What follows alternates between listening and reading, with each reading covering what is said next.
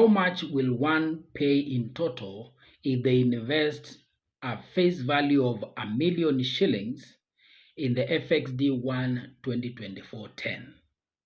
That is our today's question that was posted by Eddie Boy on the newly reopened FXD1 2024-10, and his question is, how much will he pay in total if he chooses to invest a face value of £1,000,000 in the FXD1 2024-10? It's important we first look at the history of this bond, because this bond was recently reopened, just concluded November 2024 auctions. And therefore, because mainly when the government is seeking additional amount in short term or almost immediately after an auction, they basically give us a tap sale, where a tap sale is an extension of bidding in a concluding auction. But instead of a tap sale, they chose to include these bonds in the December auction together with the other two reopened bonds. Of very important in that reopened or concluded auction, the government or CBK was targeting to collect an amount of 20 billion. The total bids that were received as per these results schedule were in excess of 55 billion, which accounted for over 277%. Then out of that, the total bids that were accepted were 30 billion. The government got in excess by 10 billion. But in essence, that is done in order to reduce or manage the auction to maintain the current interest rates and also to achieve other targets that may not be disclosed in the prospectus. So basically, this reopened bond is now seeking to attract bids of an amount that is less than what was rejected. Because in totality, CBK rejected a total of 25 billion, and in the December reopened auction, it's seeking an amount of 20 billion through this particular bond. So considering the fact that the amounts that were rejected are more than what this bond is seeking to collect or achieve in the current auction, it's obvious that we expect an oversubscription in this particular bond. A lot of rejections of bids were done in the category of competitive bidders, and therefore we also expect a realignment or a change to majority of the competitive bidders who are rejected will now bid non-competitive. So we are looking forward to a little bit more rejections in the competitive category, but very important is to get the important figures relating to that concluded auction, where the first one is the dirty price, or the price which we paid for this particular bond. These bonds in the November auction attracted a price of 103.0905. A dirty price, or the price that we pay for a reopened bond, includes the clean price as determined by the averages of the auction and the accrued interest from the time the coupons were paid, or the recent coupons that were paid to the value date of the reopened bond. So the accrued interest in November auction, the amount was 2.4615. And because of formula that the dirty price or the price is given as a summation of the clean price and the accrued interest, because we have the accrued interest and the dirty price. It means now we can get what was the clean price for that auction, and that is by deducting the accrued price of 2.4615 from the dirty price of 103 0.0905, and that leaves us with a clean price of 100.629.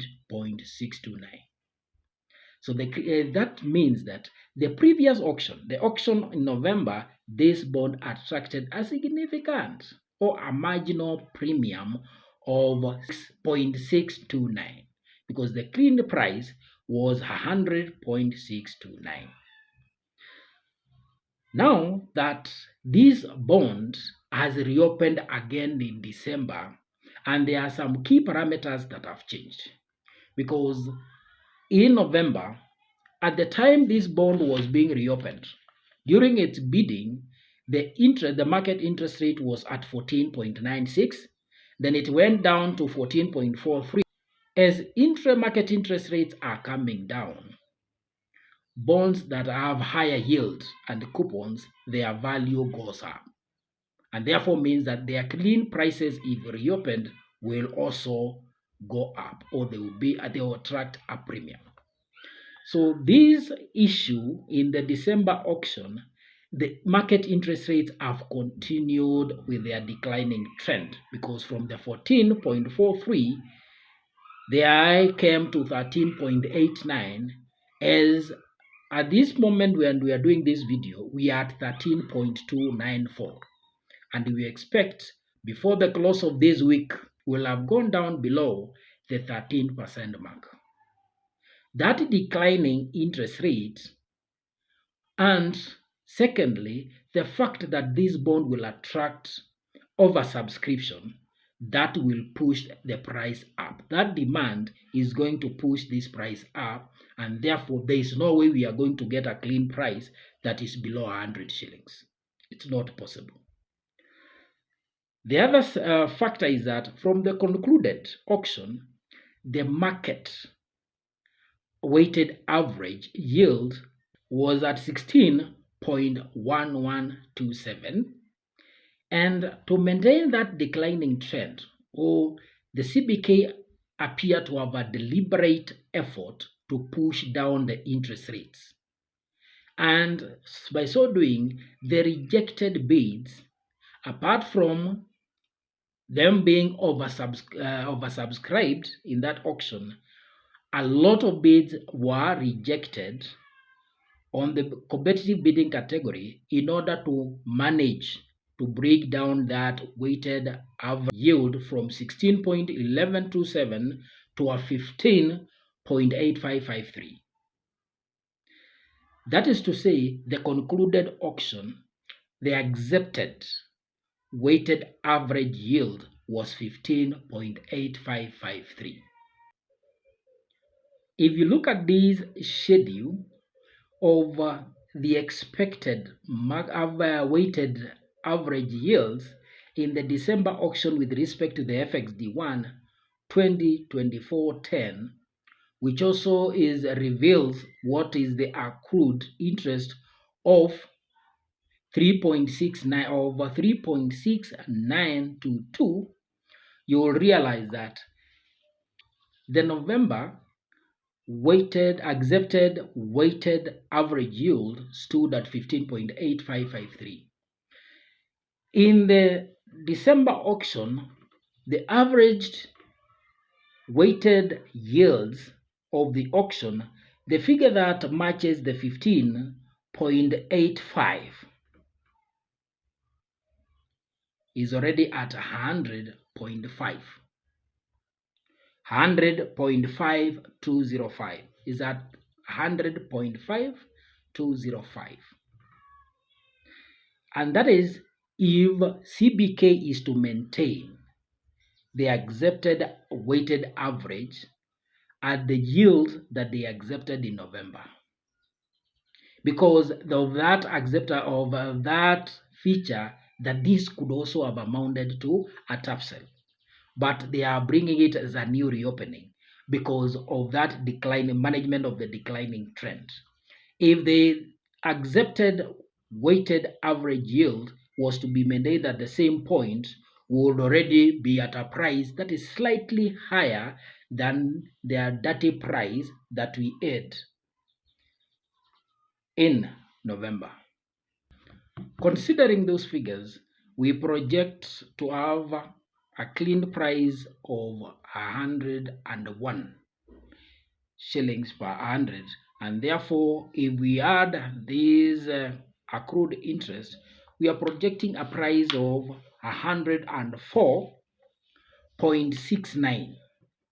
So once we have that data price of 104.69, then from there we are able to calculate all those other figures, because the actual amount that you'll be expected to pay for face value of 1,000,000 shillings, then you would first consider to determine how many hundreds are in 1,000,000, and that gives you 10,000 hundreds. So you take the 10,000 multiplied by 104.69, which will give us 1,046,900 shillings.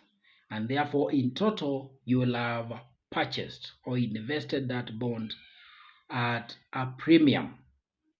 But this figure of 1046,900 as the premium element, but it also includes your accrued interest. And the accrued interest in this case, you are supposed to get the 3.6923 multiplied by that 10,000. So we are talking about 36,923 worth of accrued interest that you will have paid. Through this purchase, because reopened bonds, we purchase them come interest.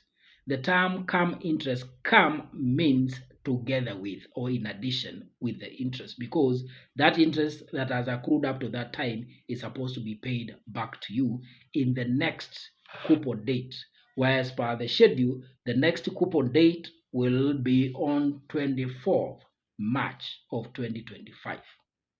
But in that date, what you'll be receiving is not the 36,923. You will also receive the interest from the value date of this bond, which is 12th December up to 24th March. That is the actual coupon date payment date.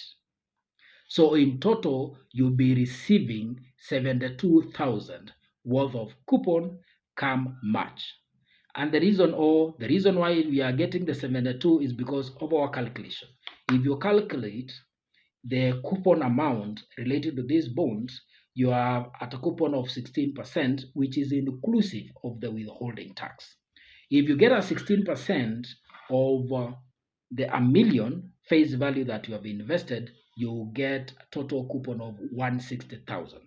Then subject that one to the coupon amount to a 10% withholding tax. We are using 10% because this is a fixed coupon bond of a maturity period of more than 10 years. Such bonds attract 10% withholding tax and not the 15% withholding tax. And therefore that will leave us, or the 10% of the 160,000 is going to amount to a 16,000, and that leaves us with a total net coupon of 144,000 per annum. Coupons on bonds are paid 2 times in a year or biannually, and therefore you are supposed to get a coupon after every 6 months. This bond pays its coupons in March and September. And therefore, if you divide the 144,000 by 2, you get 72,000. It is that 72,000 that you get in March 2025, another one coming in September 2025, and as per this schedule, that will continue up to the redemption date.